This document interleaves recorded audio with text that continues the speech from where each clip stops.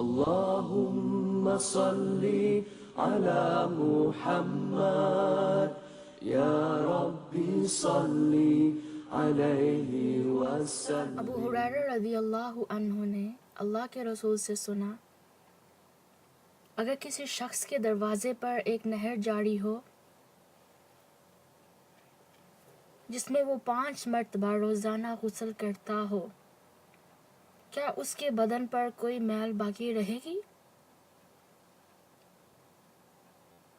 صحابہ رضی اللہ عنہ نے عرض کیا کہ کوئی بھی میل باقی نہیں رہے گی۔ آپ صلی اللہ علیہ وسلم نے فرمایا، یہی حال 5 نمازوں کا ہے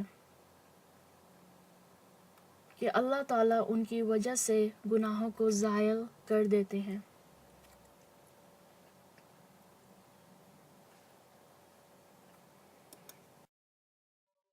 حي على الصلاة